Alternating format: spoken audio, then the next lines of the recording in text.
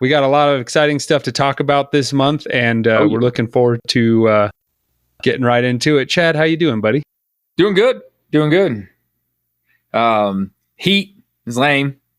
But you don't get to do have some prairie heat. dog hunting, but not much dog stuff right now, man. Yeah, tell me about it. Your heat? Yeah. I laugh about it. Yeah. It is 106 right now with 7% humidity. So all of my hounds live on the air conditioning right now because if they're outside, they're just laying under a tree, panting with their mouth wide open. They're very spoiled. They're very lucky. But there's a lot of things happening in the Holland-Ass household, man. You just saw him. To all the listeners, I'm pointing at my newest addition, Jackhammer. Nice. So, yep, he's a pure and Saluki. How old is he now? He's 4 months old. He was bred by Sharon Walls. His sire's name is Moss, and his dam's name is Cascara. Both of them are proven hare hunters. That's the only way I'm getting one. Right. So it was really important to me. That's the most important thing in my world. So both of them are pack hunt champions, and I'm very excited to run one of their offspring. I needed a new trooper coming up, man. Yeah. It's to every 2 years. Numbers there? What's up? To offset your age numbers, like Yes. I guess Strider's 5? 5, yeah. Yep. Well, he's coming up on 5, and he'll be 5 in the next season. Comet is 3, will be turning 4 in the next season. So this will be Comet's best year. Staggered ages. Yep. And this will be Comet's best year coming up. 4 is best for a Saluki male. You guys all heard last year, 2023, Strider had a near fatal overdose on Rimadyl. So guys, if you are listening to this, I highly recommend that if you use the product Rimadyl, which obviously we all know is a really good product, make sure you get the non-chewable kind. Vets throw out that chewable kind because it's convenient. Guys, it's not hard to put meat around a pill and give it to your dogs. Those chewable Rimadyl have killed a lot of dogs. Get the kind that is not chewable and then just put it in a piece of ham and give it to them if you're going to give them Rimadyl. I thought Strider was going to die. He had about a 40% chance of survival. He pulled through. He did suffer some permanent kidney damage, but a lot less than I thought. And he blew me away this season with his running ability. He really finished out the season amazing. Strider really kicked ass out there, and I got a lot of great videos. You guys, patrons, know exactly what I'm talking about. A bunch of really awesome aerial footage. One of my favorite races of the season, you actually got to see at the VLA, so that was cool. Yeah, and the point you're saying about the chewable is it's flavored, it's scented, it's appetizing. So whereas the non-chewable they don't care about, but the chewable ones they're gonna search that out like a dog treat, right? Yep. Strider ate 50 of them in one run, so not good. Yeah. Versus the other kind, you could pour it out on the ground and they will just sniff it and walk away. So that's what you want. But anyway, yeah, guys. So every 2 years, I like to get a new trooper, but I actually waited 4 years this time. I'm very busy in life right now. Things are just kind of crazy. So I kind of put it off as long as I could, but there is just no way I can go without having a young guy out there that can catch a good rabbit. So it was time, and I wanted to breed Pronto really bad, and I'm waiting on my dream bitch. Her name is Cheeto to come into heat, and I'm not going to compromise. I'm going to breed the best dogs I can get. And so Cheeto, I'm waiting on her patiently, and I was like, you know what? I want an insurance policy this year, and Salukis are a great insurance policy because they're always ready to go. So I got Jackhammer here, and hopefully the rest is history. That's exciting. I am. And you're got a bunch of new troopers too. Oh yeah, I got some beagles. I got 5 young beagles that we're gonna start and see how they do pushing jackrabbits. It's kind of hard to find somebody that does that regularly. I know some people have done it, but like people that's what they're going out every day to do when they drop their dogs is to turn a jackrabbit back around. So I'm excited about that. And my wife and daughter have been after a whippet for the longest time, and they hunt harder than most folks. Time for some speed. So they're really going to try a new style up here, see if the little quick ones can put the early pressure on and keep them out of the sage bushes. We find a lot of times, because we hunt in so many thick areas, that if you hunt the sides, you'll push them across. And as long as the dog gets up on them to get the first turn before they get too close, they'll turn and they'll stay out in the open. It's like they panic, or I don't know if they just want like a 15-foot lead before they enter the sage. Like maybe there's something that they think like, a dog's going to capitalize on them when they slow down entering the sage and just be able to come over top of it. But it's almost like once I get them turning and the dogs are close to them in the open, they'll stay in the open and I can catch them. But if I don't get that first turn at the breakaway, they just I have a lot of trouble. Yep. So we're seeing how like that pure acceleration goes, like even I think that's going to be a game changer for you, man. I really do. If you can keep him sound, because you also have some pretty rocky ground. But Daryl's doing good.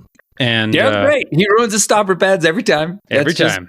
Yep. You unclip his leash and those things are going to come back bald. That's just part of it. But toes are all fine. Everything, So I'm fingers crossed, I keep a logbook of every season, and Pronto and Calypso as a pair had a way higher kill percentage than my two Salukis as a pair. But here's the thing. I went back and looked at my logbook. Strider and Comet ran 6 times as many races as they did. And it's just because they never get injured.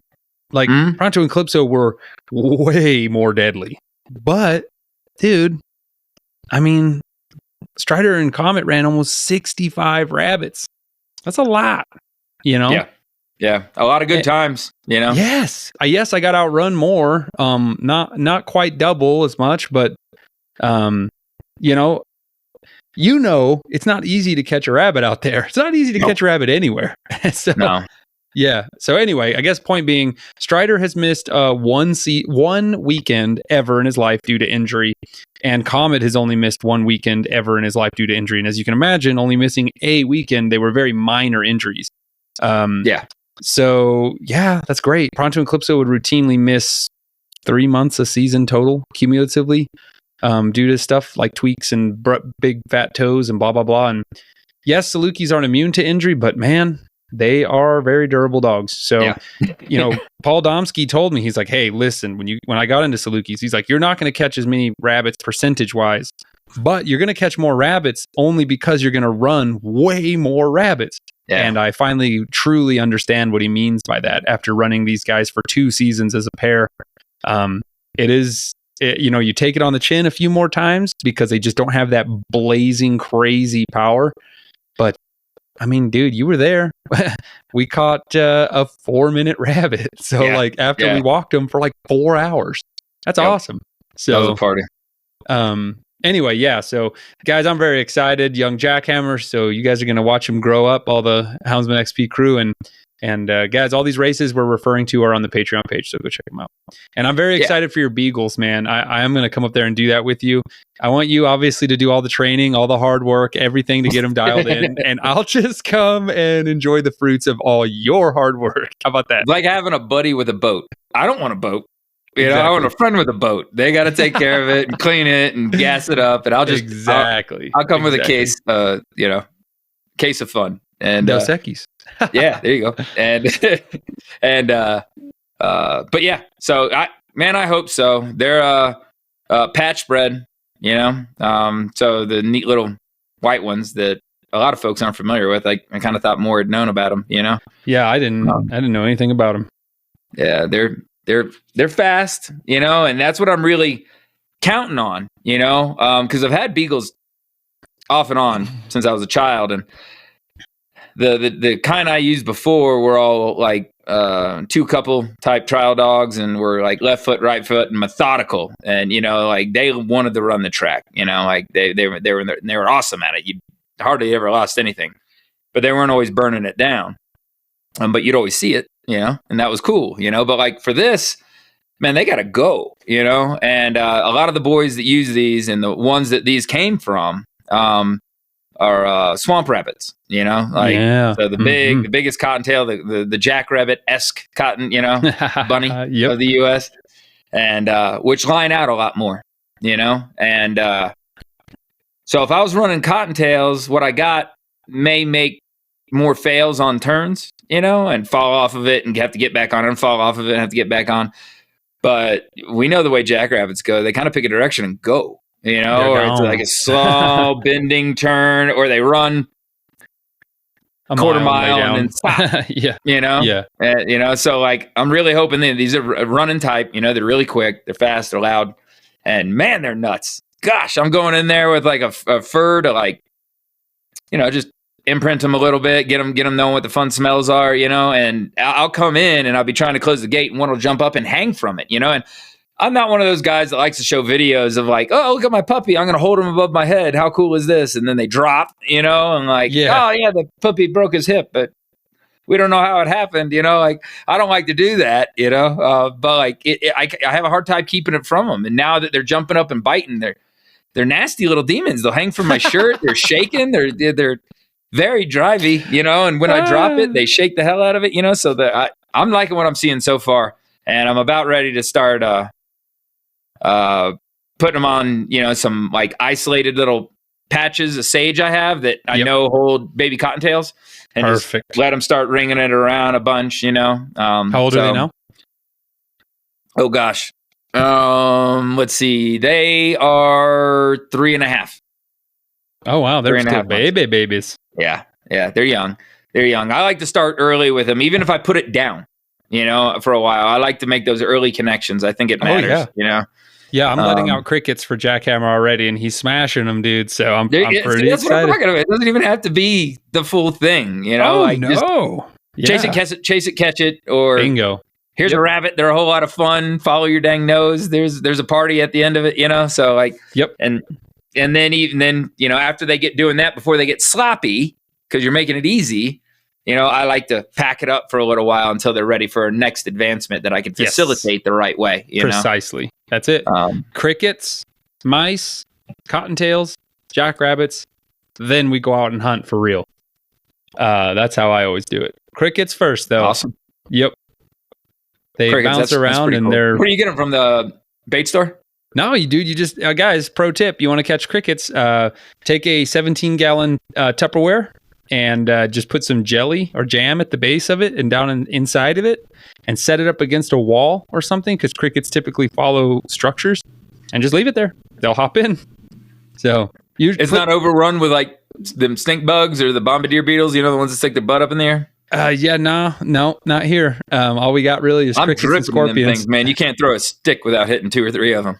We have in Spanish we call them pinacates, but we do have those, a lot of them, but not this time of year. Okay. Yeah, they're very rare. Yeah.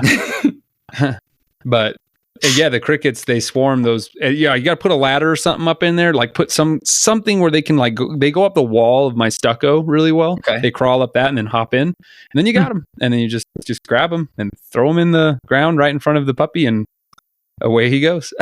So probably helps with word association too, because like right now I'm starting an older pup that I'm having some fun with, and he's well bred and there's no fear issues or anything like that, but he's kind of oblivious sometimes. And again, hunting in the sage forests for a dog, you say ho, they need to capitalize or you're out. Yep. And I yell ho, and he's like, well, what are you talking about? And they just miss so much, and if like you can start word association at a young age with that. So that's something clever. The sound I make when game is afoot.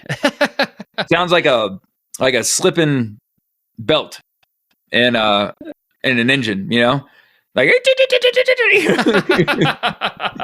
I was taught that noise by the Heiss family because I kept blowing out my voice. You guys know the story. I kept blowing out my voice, and I still do. When you were here, I sounded like a angry tweaker. But I let out my Indian yell. That's the best way to keep your voice, keep your falsetto, and it's a very distinctive, unique sound you only make when you see game. So of course I let the crickets out, and I get to hollering and hooping and hollering. My adult dogs are like, whoa, there's a rabbit. They're like swirling, running around everywhere looking for the rabbit, exactly what you were just talking about.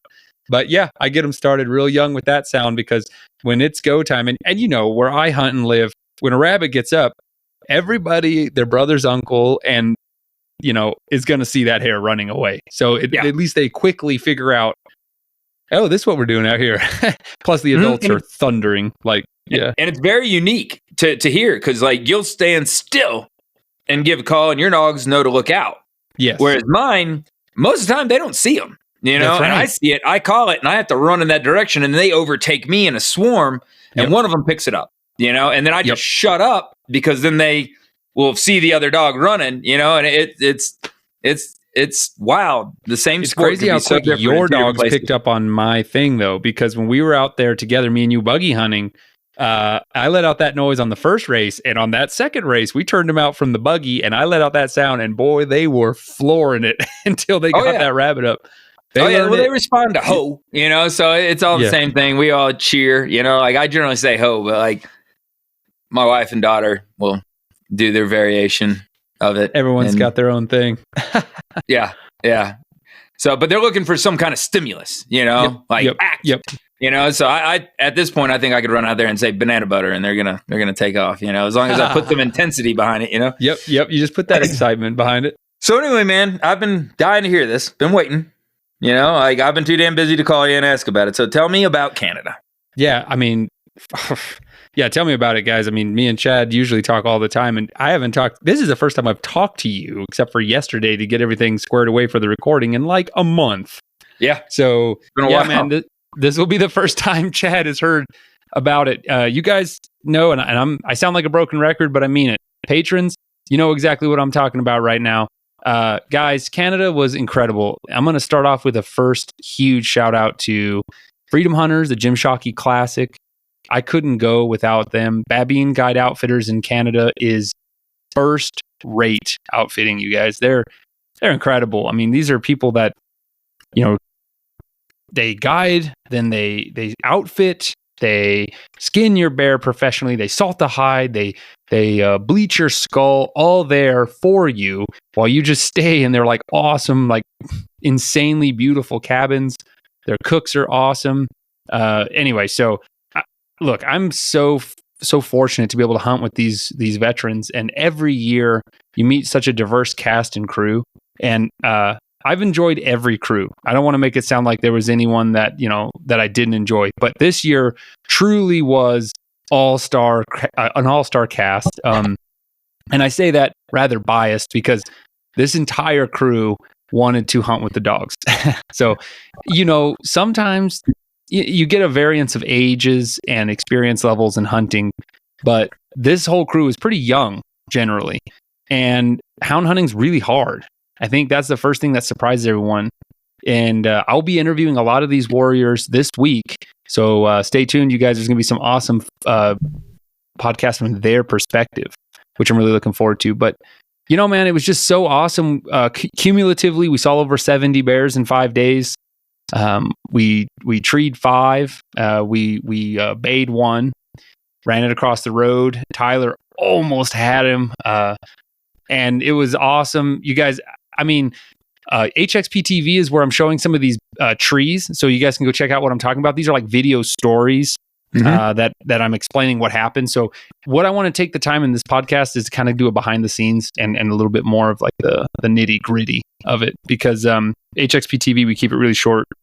But man, I think the major thing about this year was that everyone was so enthusiastic, and the vets themselves really made me feel like I was part of it. And I typically try to stay in the shadows as much as I can, as far as, this is not for me. This is not for Seth Hall. This is for them. So I definitely just try to immerse myself in the guides world and help them out wherever I could. And me, dude, I'm not exactly staying in the shadows, but yeah, be a good time. I know what you mean. You're going to engage and talk and shoot the shit, but you're not going to get in the way, or elbow into something that's going on. No, I think you're probably one of the best guys for that kind of stuff, to be honest. I just, don't get me wrong. I take a lot of time to just kind of go into the lodge and answer emails and kind of do stuff. But, this year, I couldn't help but be involved. All the vets were so cool. They just were like, Seth, tell me about the dogs. And like the meme of the trip was that I was like a dog drug dealer, because I was just like, I just got everyone so hyped about hunting with the dogs that it actually became like, okay, who's serious about trying to get a bear with the dogs? Because it's really hard and we got to start like now. So everybody went out with the hounds. We got 3 bears with the hounds, almost got 4 bears with the hounds. Tyler barely missed his bear. There's your rim shot. And I cannot get over 3 things. I've broken these down in the past, so I don't want to get too deep into some of them, but these are things that I'm starting to learn even more about reflections, after this 3rd year. 1, the combination of Leica and hound is insane. It is so good. When I first started going there, it was just Gomer, the Karelian bear dog, and Cedar wasn't a part of it. So Cedar's a West Siberian Leica, but last year he got her and she's a little puppy. This year she's seen a lot more bears. She's gotten a lot more training. And Lloyd was kind of on the fence about her, but literally this year when I went, this was the first time he really got him out and started hunting him hard. And man, Cedar was on fire. Like, it is shocking how fast those Leicas can run down a track and get face to face with that bear. You don't realize how slow hounds are. Even, and I'm saying this air quotes here because guys, I'm no bear hunting expert, or I don't know what I'm talking about. I've known what I've seen, right? But hounds they have to trail. They can only go as fast as their nose will let them. I don't know what it is about Leicas. They're just air scenting that red hot smell that just happened because a lot of the Leicas only excel on super fresh bears, right? But man, Cedar flew down the track. She was 700 yards ahead of the hounds. Like that. I mean, she just flew down that track, and then way off in the forest, you just hear and you're just like, oh my God, Cedar's looking right at him. Like, it's crazy. So it's this is on a site dumped bear. So the bear ran across the road and we just dumped the box right there on him. Because there's so many bears that you can. And I know, guys, I am in Bearadise, quite literally. Most of our races start from the bear is on the road. Like, we just see it on the road and we just drive up to where it ran in the woods. We look at the tracks. We go, damn, that's a good bear. Turn him loose. And we just run back to the box and let him go. So it's that's a different world. That's kind of spot on for that. I mean, because I'm a dry land houndsman. When I hear stuff like that, first thing I say is they aren't starting a friggin' 24-hour-old, track in the sand that goes up a rock ledge. But that's not what they're saying. It's different in different areas. And they have those super hot tracks, and a dog that's head up, nose up, running all, elbows and tails going, that there's gonna be a facet there that they can nestle right into, a niche there, So yeah, I mean, you hunt for the terrain you got. Here's the thing, you guys. BC is so thick. Where we were hunting, you could not do this without Garmin technology because those dogs run 400, 500 meters into the woods. You can barely hear them. The woods is so thick and it's so remote that, many, many times the dogs are out of hearing range completely. And so it's just crazy in there. And it's amazing to me how fast those dogs and the bear can move through those woods, you guys. It's insane. Like the slash, the blowdown, just the pure thickness, the devil's club, which is like a stinging nettle on steroids. It's just crazy. So, that's one of the 3 things is just, okay, how thick it is and how hard hound hunting really is there. A 1 mile walk where I live in the Gila is so nice. You're like, oh, they're treat a mile out. This will be great. They're treat a mile out in BC. You're like, oh, here we go. This is going to be awful. We had to pull a bear back in the sled. Andy was awesome. He shot a really nice bear, 500 meters off the road. Again, the Leicas just whoosh, put him up a tree quick. It was so awesome, you guys. We just turned out. The Leicas screamed down the track. We heard them open immediately. The Leicas were on him in about 2 minutes. Bark, bark, bark, bark. You could see on the Garmin that the Leicas turned the bear. The bear turned around to kind of duke it out with the Leicas. And then the hounds were thundering in at like full volume, and that spooked the bear, and the bear took off. You could see on the Garmin where they were kind of surrounding the bear, the Leicas were, and then the whole pack just sight raced down, ran the bear another couple hundred meters and treed it, which was great. That was the shortest race of the trip, and that was a nice bear. Anyway, 500 meters, you guys. That's 600 yards. Nothing. That's like a super silly walk. No, dreadful. Dude. Yeah, because of the cover. The distance really isn't much in terms of hound hunting, but the terrain. You're saying like just the thickets and everything. So paint a picture. I got it's thick. What is this? Is this hill country? Is this mountain steeps, or is it like just a rat's nest of mush? All of the above, but mostly it's steep canyons, up and down, up and down, up and down. There's a lot of very steep mountainsides with deep gullies and ravines with running creeks in the bottom. So if you got dogs that won't cross water, you ain't catching a single bear in BC, son. Them dogs better be swimming or using logs everywhere they can. And that's the thing I love about his pack is, man, they hit that water they're crossing, man. Are those like a shorter, compact dog? Yeah, I mean, they look like a big Pomeranian. Those are hill dogs, man. Those are good at going up and down, you know? The way they move through that woods is incredible. I mean, they're perfect for that terrain. I mean, that's where they're bred from, the forests of Finland and Russia. You know, it's the same thing. And but you know, I will say, as much as I dote on them because they're so cool and so thrilling, you maximize their weaknesses with the hounds immensely. Those hounds put in serious work because the Lycas, look, Willow trailed a bear for 8 hours. The Lycas ain't doing that. Yeah, you know? yeah. And the hounds, Chappie, the two black and tans and blue tick hound. Chappie's a blue tick. Willow and Tui are litter mates, black and tans. They trailed a bear for 13 hours.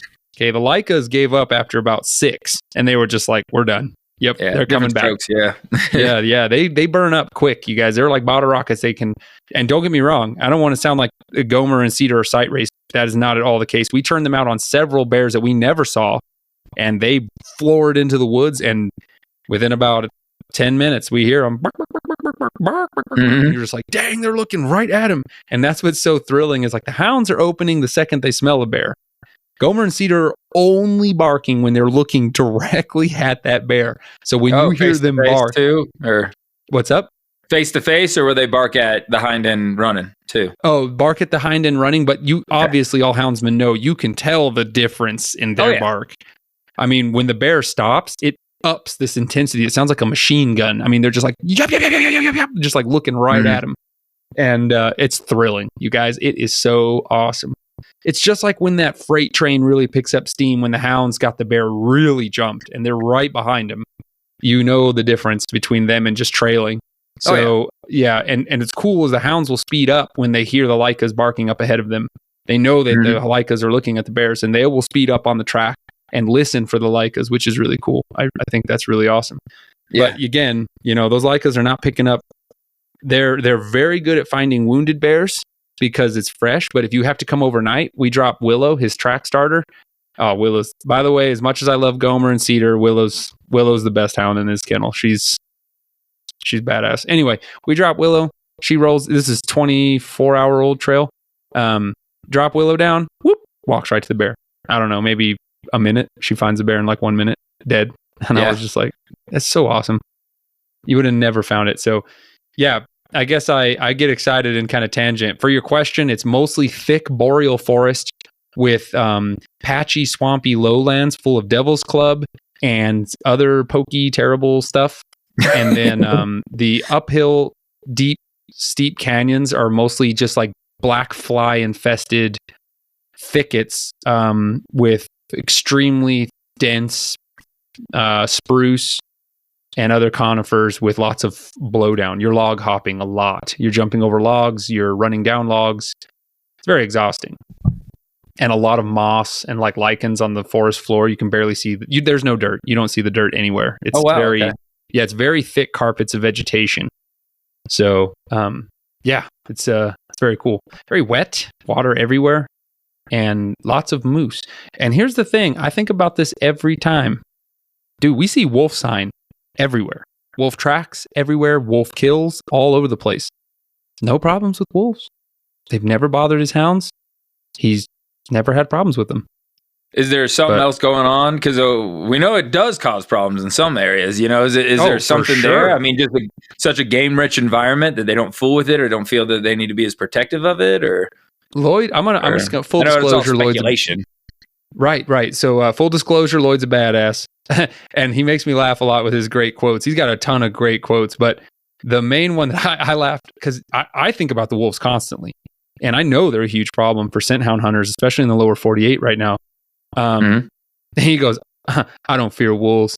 Wolves fear me. There you go. And then he just kind of cocked me a funny smile. Like, obviously he was kidding, right? But I just thought that was a great saying. And so I'm gonna totally keep that one in my back pocket. I don't fear wolves. Wolves fear me. He traps and hunts wolves a lot.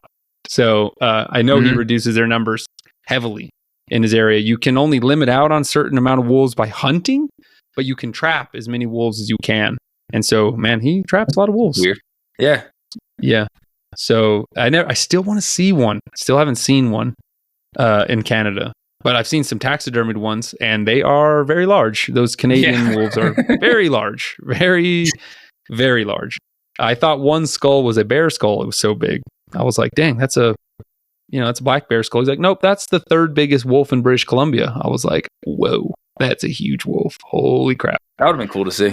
Yeah. I'll show you. I have a picture. I'll send it to you after this, guys. But I should have a picture of Lloyd's. He got the full body mount of the third biggest wolf ever killed in British Columbia. And I think it was over 100-pound wolf. So very large. I would not want a pack of those rolling up on me. Did see several dead moose, by the way, where they definitely kill moose. So yeah. Tiny little animals. Moose. Yeah, dude, right? Moose are huge. Oh my gosh. That you see one, you're just like, first of all, they're ugly. They're not like an elk, which we did see elk. There's elk there too, which is cool. But anyway, yeah. So, and then I guess the third thing I really wanted to point out, you guys, is that I kind of briefly glossed on it, but just the density of bears. You actually have to be really careful how you use your hounds. Like when I was hunting in New Mexico, it's like, man, we hunt all day.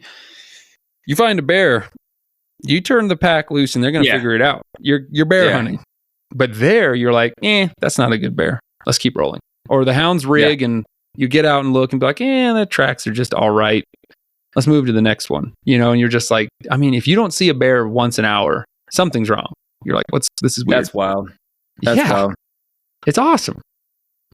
So, and then I wanted to make a huge shout out to the vets this year again. They were so cool.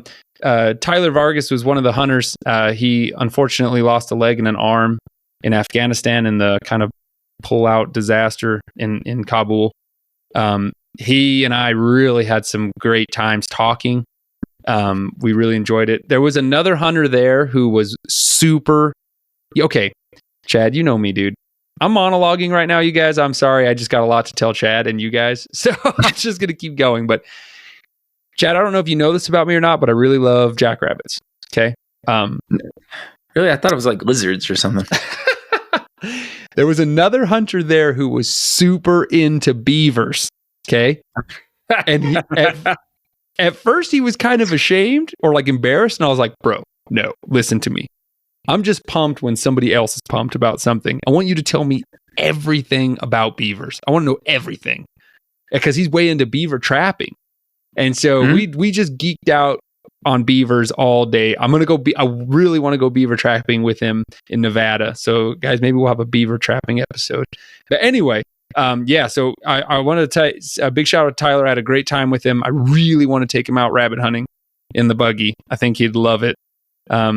But what really impressed me about him is that, he's obviously, since he's missing an arm and a leg, he's mobility impaired, but man, he does not let that stop. He's got this cool, like off-road Segway for a wheelchair, which is super cool. And he has like a crutch and a prosthetic that he just uses to walk around when he doesn't have that little Segway. And I guide as well. And I'm always just absolutely blown away at the poor quality of marksmanship these days. And this guy jumped out of a truck, got his truck ready. In BC, you got to have 2 feet on the ground to take a legal shot. Well, nice. Joke's on them. He only had to put 1 foot down. He jumps out of the gun, jumps out of the truck, puts his leg down, raises his rifle, gets it ready. A bear is running across the road while this is all happening. He gets ready, takes a shot on a full sprint bear at about 150 yards and barely misses that bear with one arm. And I'm like, meanwhile, I have guys that are trying to put up shooting sticks at 30 yards to hit an animal the size of a horse. You know what I mean? Like with both legs and both arms. Yes, right? Exactly. So yeah, huge shout out to Tyler. I was super impressed by you, man. And everyone was super cool. And I just really wanted to, give him a big shout out and hope that he comes hare hunting with me. Cause honestly, I think he would love it. Oh yeah. Who wouldn't? It's the bomb. Right. So yeah, you guys, do you got any questions, Chad? I feel like I don't want to beat a dead horse with the stuff I've talked about from years past, but I really wanted to, kind of just go over some of my favorite parts of the entire trip. No, I think you hit a lot of it. I always want to relate when I hear the Leicas, because that's kind of how I've used the draughts, but Right. don't want to make it. It's not supposed to be about me, but like, I guess if there's time, like that's kind of how I'd use them, like if it was hot, I'd truck the tree and I'd run them on cold ones, but if it was really hot, they'd burn out. They are not a heat tolerant breed, but it was good and cold. That was one of the things that I liked about them, is because they'd overtake and accelerate, and then kind of bark ahead, which gets the dogs to move a little faster. And, so it's neat that there's another variety out there, especially a specialist, like I'm using this little jack of all trades breed to do that kind of stuff, and had enough luck that I took them every time. But purpose bred, fast tracking bear dog, that's cool. I'd have fun here, but it gets dang hot. How hot does it get up there with them? Oh yeah. So this was the beautiful thing about this summer. It was actually quite cold and dry. So the bugs were not bad at all. Only a few times where the black fly is really a problem, but the hottest day was 55 degrees Fahrenheit. So, Scorcher. Oh, I know. It was amazing. That's awesome. Yeah. That's awesome. So I came, and this is the trippy thing, you guys. If you ever get a chance, go north. Go really far north like that. The days are crazy. You don't feel tired. You get up, the sun starts coming up at 4:30, and you can still see well until about 10:45, 11. Yeah. And then the sun kind of goes into this twilight for like another hour. So even at midnight, you can kind of see the light of the sunset, sort of. It's not fully dark until about midnight. And then it's 4 a.m., the sun's coming back up again. Any of that Northern Light stuff going down? Definitely there, but not there. That's a winter thing, a winter phenomenon. Okay. Yeah, well, so was not one. Kicking down here by us not too long ago, and I totally missed it. There's friends sending me pictures that weren't too far away and everything, and I totally harebrained it. Was like, all right, I'm setting an alarm, and the next day I was out there, and there was a complete cloud cover. So I missed out on it. I think that was kind of a unique phenomenon, though. Yeah, that was definitely unique. It's fresh in my head because I could have seen it here, and I did not because I'm stupid. So I was hoping you were getting a restful night's sleep, Chad. I was not. I was inside typing away on the dang computer, but missing it entirely. It was horrible. Yeah, so I don't see that at this time of year. Or I'd never seen it up there, but I want to. Okay. I really want to go to Alaska and check it out. But yeah, and so what thing is cool is like, and this is kind of what me and Chris were geeking out about earlier this week. Guys, you can turn out on a track at like 6 p.m. You still got 5 hours of daylight. Yeah. So it's wow, that would change things. Yeah. Man, it's like, and this is what I love about Lloyd is like, he just wants to hunt his dogs. And so, man, he'll be like, all right, we're done for the day. And we're driving back and like a monster, fat ass black bear will just like run into the woods. And he just looks at me and kind of grins. He's like, let's dump the box. Yeah. It's just like, hell yeah, let's dump the box. That would change things because a lot of the folks here, it gets dark early and it's over, and you can't, you can't do that. I didn't put two and two together when you were saying the time. Well, that would turn me upside down with bear hunting, being able to actually get off work and, go bear hunting, and not just looking for a rig, actually putting out on tracks. That's incredible. Yeah. Well, imagine the beauty of this too. You can do all that all day and also just look for a rig because you'll probably just see a bear standing on the side of the road. Yeah. I mean, and I don't want to make it sound like Lloyd's dogs are lazy and only tree sight bears. That's BS, dude. We turned down on lots of tracks over the last 3 years, just tracks, no bear. And they have to start it, trail it, get the bear jumped, race down the bear. We had a 14-hour race my first year. We had several races that were 10 plus hours over my last 3 years here. This year we had an 8-hour race. And so, man, like his dogs definitely aren't these slackers, but he's got a diverse arsenal to cover all the situations. He's got 3 solid trail dogs, and then he's got 2 that can really just roll down and roll up on a bear and really freak a bear out. But I'd say the number one thing I'm learning is I'm getting a lot better at judging a bear race. Like, what's going on? You know? Oh, yeah. That's just time and service there.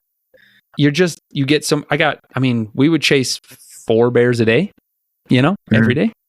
That's so crazy. you just get a lot of practice. And we treat and feed several bears, little ones. But man, those little bears, they run forever. Yeah. They don't stop. Marathon runners, man. That's what we call them. Stop it. That's really cool. My mic cut out. Yeah, they call them, we all call them Nike bears, right? But the little bears, they just run and run and run. When you tree one of those little guys, you're like, awesome. I gotta yell at this puppy real quick. Fair enough. Says puppy's causing a scene. And he's eating a bag right now. I'm gonna throw something at him. I just hit him with like a binocular case. He's being a little demon. But anyway, being a puppy. I love bear hunting. I'm gonna be real. I still haven't treated a cougar yet, and I'd really like to. That's what they call them in BC, cougars, which is like super cool. Everyone calls them lions here. Texans call them cats, which I'm like, okay.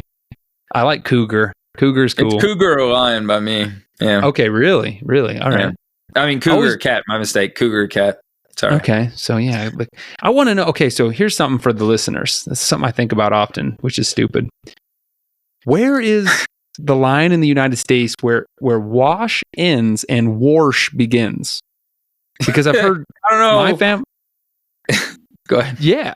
Where is the warsh line? Because my family in Kentucky say warsh. My really good family friend David in North Texas says warsh, but I've never heard warsh in New Mexico anywhere. And I've been to East Texas and no one says warsh. They all say wash. Where is that warsh line? Does anyone say warsh where you live? No. Okay. But they say, go ahead. I got a weird one that I hear. No, that. And then, so now I also want to know, where is the mountain lion vernacular lines? Like, where does cat end and cougar begin mostly? Or like, where does mountain lion, everyone calls them mountain lions where I live, or lions. Yeah. Where does lion end and like puma begin, or catamount begin, or painter? You know what I mean? Like, I just love all these cool, unique names for mountain lions. And so, but everyone calls them cougars, which, we all know I love a cougar. Yeah. My weird one around me is squoze.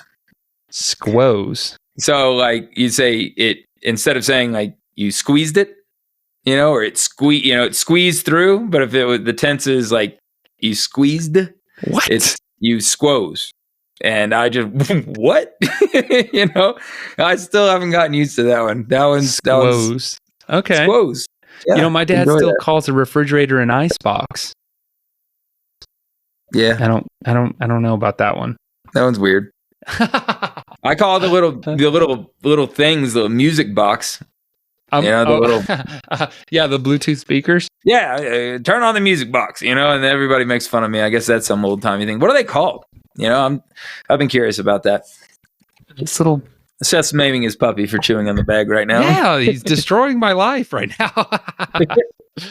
Yeah, and then the last one that I still laugh about my parents is they struggled with show and movie for still to this day. My dad will be like, "Did you see that show in theaters?" I'm like, "Dad, that's a movie." Oh, yeah. I'm gonna take their side. I think they're interchangeable, but maybe I'm just too old myself. I don't know. My dad would run in a double foot kick me, flying drop kick me, and see, Chad agrees. There you go. I'd pay money to watch my dad double flying. I'll let him know. He'll feel better. Yeah, man. So anyway, BC was a dream come true. It always is every year. Go back and listen to some of my, you guys will get to see some of the progressions of my views on bear hunting. Go listen to some of our prior episodes, and you guys will really get a kind of full scope of what's going on. I don't want to beat a dead horse, but it's incredible. The Babine Guides crew is like family to me. I'm going to be taking some of the Babine Guides crew hunting this year with me, and I'm really looking forward to it. Gavin is a very cool guy. I always really enjoy hanging out with him. And Tyler, they're very neat. Or jackrabbit? Coursing. We can go play around and spot cool stuff, but we obviously can't hunt. He didn't draw. But we're going to definitely course some coyotes. We're going to course some jackrabbits. We're going to go to East Texas and we're going to shank some hogs. I can't wait. Oh, there you go. Danny Butts and Dustin Machado and Dane and all of them were like, bring them down. Let's go. And so you can't find a crew more cool and accommodating than Danny and his crew. Those guys are just too cool for school. And he was like, any friend of yours is a friend of mine. Bring them down. Let's put the sword to some bacon. So there you go. I'm very excited. These guys live in a paradise for hunting, the Babine crew, and they want to talk about pigs. But there you go. Hey, pigs are rad, man. Pigs are rad. So anyway, yeah, that was all I got for British Columbia, you guys. I just want to fill you all in, and there's a lot going on in me and Chad's life, so stay tuned, you guys. There's going to be a lot of cool footage coming up. I'm literally holding this puppy right now, keeping him. He just went and chewed up one of my chair legs over there, and now he didn't need that thing anyway. Yeah, he's a little demon. He should be outside. I was going to throw him outside, and I forgot, so that's my fault. But yeah, man, you got anything to close, and we'll wrap this bad boy up? Well, I got my falcon coming, and I could. Oh, yes. We could talk all about that next episode if you like. But it's I'm pretty excited about it. At that point, I'll have my teeth sunk into it. I don't want to geek out on it yet because it's not here yet. But I got a prairie falcon. As long as it's not a worthless golden eagle, I'm happy. Nah, prairie falcon, but they hunt hare too, though. So like you might raise your eyebrows at them, a little bit. I just threw up in my own mouth a little bit. Is that right? All right. Well, then let me really rub it in. I got a buddy that's done it with. I've only ever used Gyr falcons, but I got a buddy that's done it with prairie falcons before, and they're just notorious for hitting hard. Like rather than flying up and grabbing it and rolling with the punches like a Gyr falcon will do. Gyrs can hit too, but like they prefer a tail chase and then just ride up the hind end. Whereas a prairie falcon likes to keep a little altitude and pick its shots and crack it. So like they have hit them in the back of the head hard enough to where they got pictures. It happens enough. Like here's another one, where it'll crack them in the back of the head behind the ears hard enough to the eyeballs will pop out. They'll still be connected by the whatever you call that. Yeah, come on, Seth. The optic nerve. There you go. See, that's what Seth's for. He is there a Latin term for it that you know? I'm sure, but I don't know it. Opticus nervus or something, We'll go with that. Hell yeah. There we go. But they'll be popped out, and the dogs came over there and chewed on it and everything, but the back of the head's like crunched in like a soda can, and its eyeballs are hanging out, I'm in. I'm ready to come watch this. Yeah. So that's I joke around, although golden eagles are the worst animal ever, along with pronghorn. Obviously, I'm pumped and I want to come out and hunt with you. That's going to be really rad. Yeah, you'll dig it. I wish the heck we could have made it happen last time, but yeah, you'll dig it. So next time I'll have in-depth info on raising and hooding and all the fun stuff and the dog introduction. That's a big part of it. Teaching them to be cool with the dogs in the house and teaching them that they have the authority to back a dog off and the dogs don't have the authority to back the bird off and all that stuff, but you got to tell those teaser. You got to teach those rabbit hunters that they're inferior to a feather demon. Yeah. But they get to touch it. It's just, they just like everything else, they can understand. The bird can't really understand. So like their elevated cognitive ability, means that they have to. I love how you're just like, the raptors, they don't care about you. They're in it for the food. And when you tell that to people, they're just like, what? Like, I thought there was this beautiful, friendship. And it's so irritating. Gosh, there's two questions. One, do they bring it back to you? No, shut up is my reply. That's Hollywood. And the second one is, oh, there's such an amazing bond. I was like, if I fell over dead, this thing would start at my nose and eat my face. It does not care about me. I am just a means to an end. People practice falconry and don't even know it. You drive around in the tractor and till up a field and all the little ground squirrels and mice and everything are like, they get tossed up and they're trying to find somewhere to go. And red tails will follow that tractor. They'll be in a tree a few miles away or wherever. And if they can see it, they'll go, oh, shoot. And they'll go get over top of it. That's falconry. They don't love that tractor. If that tractor had a squishy piece of meat, that was bloody and tasted delicious, it would eat that too. It's just the tractor is a means to an end. And the same with falconry. And I know I'm upsetting some people right now, but I do not care. That's how it is. Now I could have fun. They could trust me. I could appreciate the beauty of it. They trust their humans. They just don't love them. Sorry, they don't. And that's how I am in my marriage. I'm just Is that right? She'll eat your nose if you fall over dead. I'm just a means to an end. I got a berserking puppy in my lap. He just took off. Yeah, I'm pretty excited to get this guy raised up. I can't wait. And and everyone, now that Chad's got his bird, I'm coming back. I was gonna go back last year, but you came to my place instead, which I'm really glad, and I really hope you come back again this year.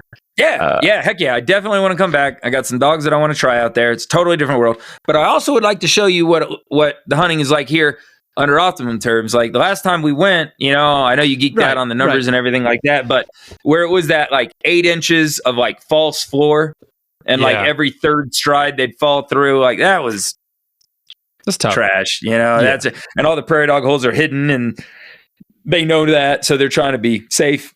Yep. But it's better, promise. Yeah, no, I'm excited, man. I'm coming back this year, and we're gonna just party and hang out, and we're gonna have a good time. You tell me when, and I'm there, bro. I also, I really want to see the beagles, so I think by this winter they'll be at least starting. You're not gonna have them finished, but it'll be fun to start them with you. We'll have a good HXP TV videos out of it. So, anyway, lots of travels, you guys coming ahead. I'm gonna try my dangdest to make it to the UK. Everyone knows Michael Sula, legend of the Houndsman XP community. He lives in the UK now, and I'm going to really try my hardest to get there and hunt with him. Going to see if I can get in with a rat pack and see if I can go ferreting and do some traditional UK hunting. And Dream World, I'd like to go to Spain and Ireland to watch some old school hare coursing where it's from, but I don't think I can put that all in one trip. But we'll see. Michael is literally a professional traveler, so I'm going to lean into his skills quite a bit. That's exciting. Yeah, and so affordable. You would be shocked. So anyway, that's all I got, you guys. And sounds like, Chad, you got your word in. So guys, check us out on HXP TV on YouTube. Like and subscribe us there. That's where you can see a lot of the footage from everything we're talking about. And check us out on Patreon, you guys. All of the drone footage, buggy footage of all our hunts are there. All the shots and stuff that we can't show on YouTube is all there on Patreon. Plus over 70 bonus audio episodes and more coming from the Babine crew, the Freedom Hunters crew. So thanks for joining us, you guys, this month. I really appreciate it, and we'll see you again next month. Take it easy.